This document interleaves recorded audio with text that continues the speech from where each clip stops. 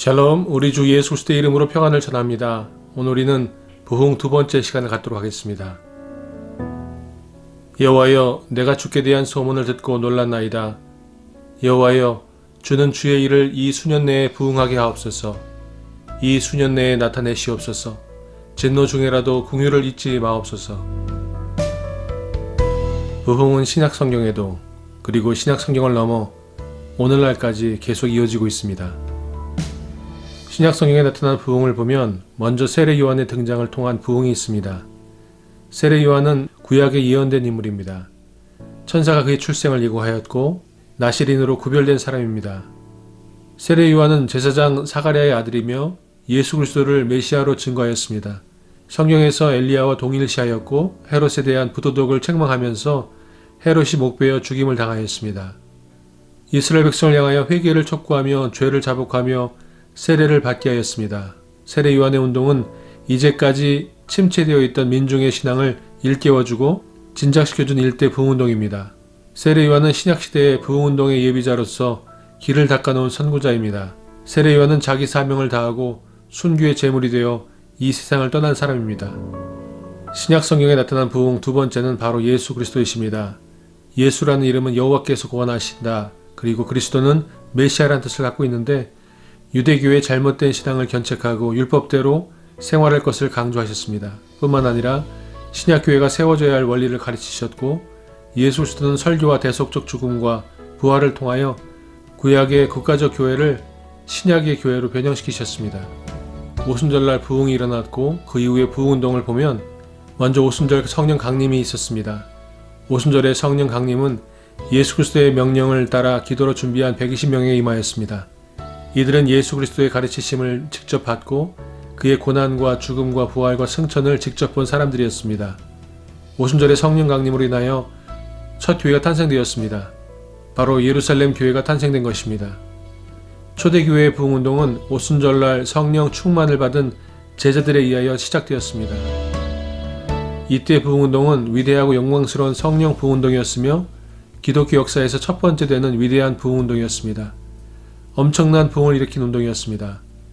처음엔 120명에게 그리고 3,000명, 날마다 그 수가 더하고 남자의 수가 약 5,000명 예수님을 구주로 믿고 주께로 나오는 자가 더 많아져서 남녀의 큰 무리가 되었다라고 성경은 말씀하고 있습니다. 하나님의 말씀이 점점 왕성하여 예루살렘에 있는 제자의 수가 더 심히 많아지고 허다한 제사장의 무리도 이 도에 복종하게 되는 사건이 일어납니다. 그리하여 온 유대와 갈릴리와 사마리아 교회가 평안하여 든든히 서가고 주를 경외함과 성령의 위로로 진행하여 수가 더 많아지게 되었습니다. 그래서 사도행전 21장 20절은 형제여 그대도 보는 바에 유대인 중에 믿는 자 수만 명이 있으니 다 율법에 열심히 있는 자라 라고 말씀하고 있는 것을 보게 됩니다. 오순절 성령 강림의 결과로 하나님의 놀라운 임재를 군중이 체험하는 일이 있게 되었습니다. 그리고 또한 성령의 지배 아래 한 마음 한 뜻이 되고 소유욕에서 벗어나서 사랑을 실천하는 삶으로 변화되는 행동과 삶이 바뀌는 것을 보게 되었습니다. 언어 장벽까지 철폐되었습니다. 나라 방언을 통하여 배우지도 알지도 못했던 다른 나라 말로 말하기 시작하였습니다. 그래서 전도율이 고조되었습니다. 복음의 확산이 이루어진 것입니다.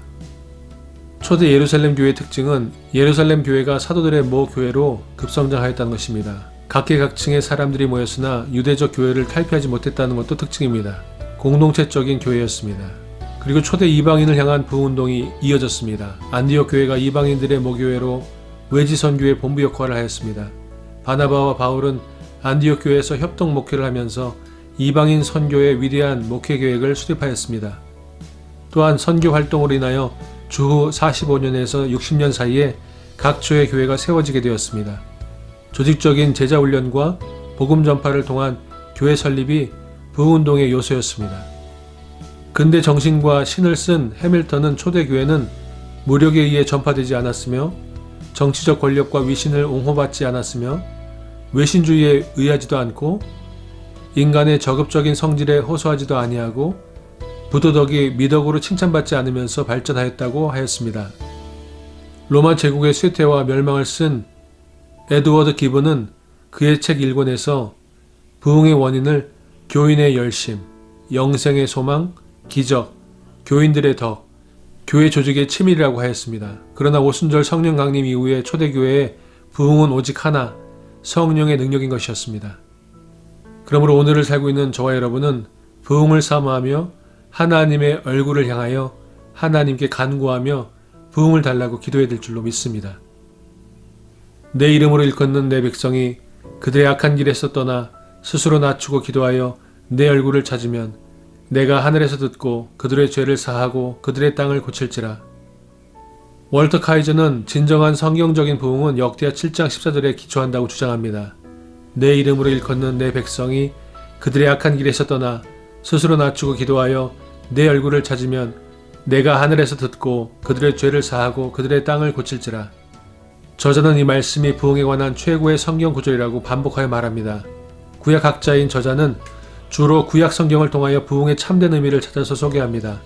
서론 부분에서 우선 윌버 스미스의 위대한 부흥의 연구를 인용하고 있습니다. 다음과 같이 9가지의 성경적이고 참된 부흥의 특성을 그는 인용하여 말합니다. 첫째, 대부분의 부흥은 깊은 영적 타락이나 절망의 때를 거쳐서 왔다. 둘째, 각각의 부흥은 먼저 하나님의 종들의 마음속에서부터 시작되었다. 그리고 그 종들은 하나님의 백성들의 잠자는 마음을 깨우는 도구가 되었다. 셋째, 구약 성경의 모든 부흥은 하나님의 말씀을 새롭고 강력하게 선포하는 것과 연관되어 있다. 넷째, 모든 부흥은 여호와 하나님을 참되게 예배하는 길로 사람들을 돌아오게 하였다. 다섯째, 부흥은 유일하시고 참되신 하나님을 인정하는 것을 막는 모든 우상을 파괴하였다. 여섯째, 부흥은 사람들이 죄에 대해서 깊게 깨닫고 죄로부터 분리되려고 하는 강력한 마음을 갖게 하였다. 일곱째, 구약의 부흥은 하나님을 향하여 희생제사로 돌아오게 하였다. 여덟 번째, 구약시대의 부흥은 넘치는 즐거움과 기쁨을 경험하게 하였다. 아홉 번째, 각각의 부흥은 위대한 번영과 생산을 가져오게 하였다. 부흥은 삶의 전체에 영향을 가져왔다. 농업, 경제, 국제관계, 평화, 안전 등등. 지금은 그 어느 때보다 부흥이 필요한 때입니다. 저와 여러분, 우리가 하나님 앞에 겸손하게 우리의 죄를 자복하고 하나님 얼굴을 구할 때 하나님께서 우리의 죄를 용서하시고 이 땅과 이 시대를 고쳐주실 줄로 믿습니다. 우리가 하나님께 간구하고 하나님의 은혜를 구하고 하나님께 사모함으로 나아갈 때 하나님께서 우리에게 은혜를 베푸시기를 사모합니다. 술 취하지 말라. 이는 방탕한 것이니 오직 성령으로 충만함을 받으라. 시와 찬송과 신령한 노래들로 서로 화답하며 너희의 마음으로 주께 노래하며 찬송하며 범사에 우리 주 예수 그리스도의 이름으로 항상 아버지 하나님께 감사하며 그리스도를 경외함으로 피차 복종하라. 여호와여, 내가 주께 대한 소문을 듣고 놀랐나이다. 여호와여, 주는 주의 일을 이 수년 내에 부흥하게 하옵소서. 이 수년 내에 나타내시옵소서. 진노 중에라도 공의를 잊지 마옵소서. 저와 여러분이 이제 구약 성경과 신약 성경을 통하여 그리고 그 이후에 하나님께 행하신 놀라운 일들과 그 소문을 들었습니다. 그러므로 우리가 하박국 선지자가 간구하며 기도했던 것처럼 하나님께 간구하며 기도하며 나갈 수 있기를 소망합니다. 우리가 하나님의 놀라운 소문을 들었습니다. 하나님, 우리에게 부흥을 허락하여 주시옵소서. 수년 내에 부흥을 허락하여 주시옵소서. 우리의 죄를 용서하시고 이 땅을 고치시고 이 시대와 우리 모두를 고쳐 주시옵소서라고 기도하는 저와 여러분 되시기를 우리 주 예수 그리스도의 이름으로 축원드립니다. 샬롬.